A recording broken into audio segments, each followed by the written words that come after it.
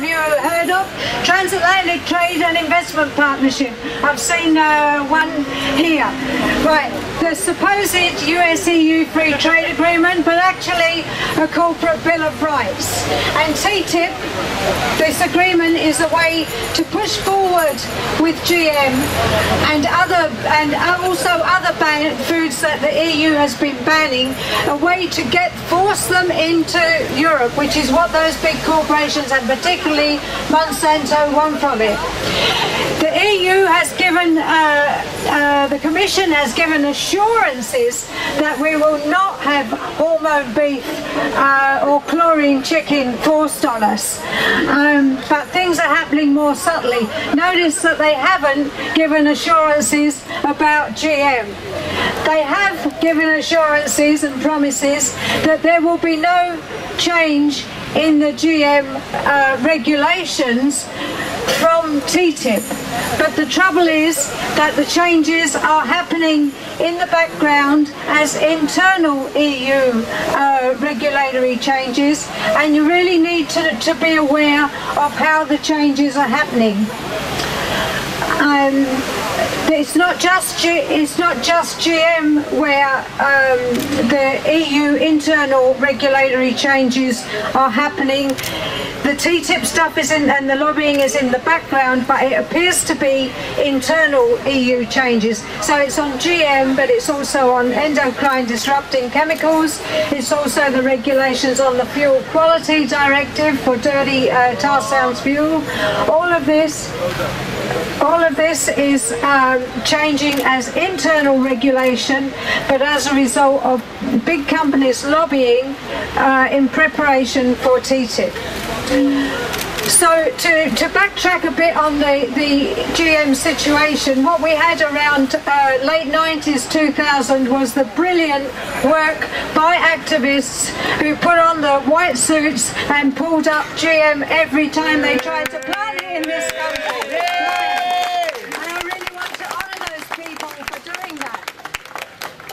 And that created a de facto ban on GM. Like politically, they realised it just wasn't acceptable. But then Canada and the US took it to the World Trade Organization, where it was considered, this de facto ban was considered to be a non-tariff barrier to trade. And as a result of that, the EU situation changed, whereby each product had to, there was an application for each product one by one and considered separately. Politically, they still knew that we didn't want it, so what they did was just delayed the applications process. So this is why they can promise there won't be changes with from TTIP, because all they've got to do is ask for the application or demand that the application process happens quicker. So not an actual change, but a utilising of the law as it is, which has been avoided.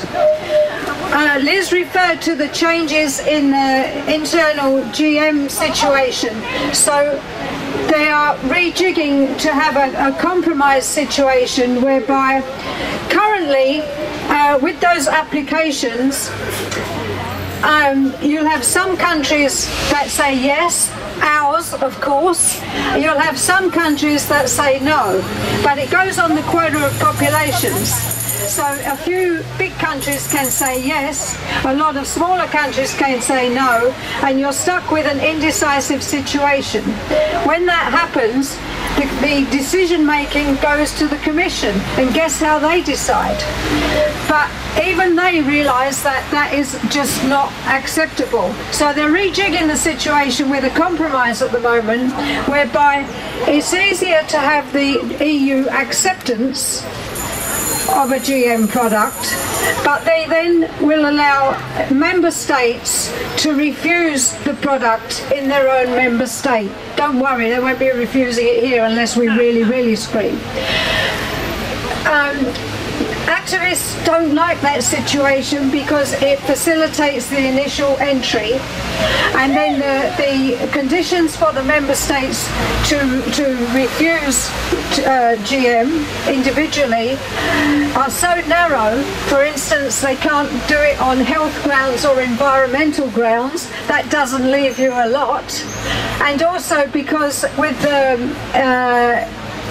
investor-state dispute settlement, the provision for corporations to sue governments, they'll be on very dodgy grounds indeed in trying to assert their right to refuse one. So that is really not an acceptable situation, especially as the Commission is saying they might refuse it, but they've got to have they've got to allow the transportation of GM across their country.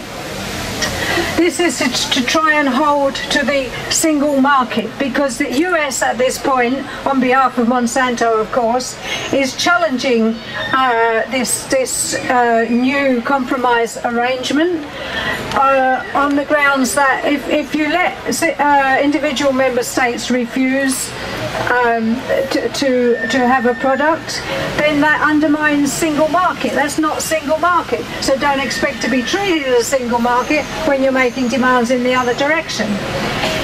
So that's where things are at the moment with that. This compromise situation certainly does not suit people who are against GM. It's the compromise, the middle ground compromise that the Commission has gone for, but also big corporations are really objecting to it because they fear that member state refusals of GM might just catch on.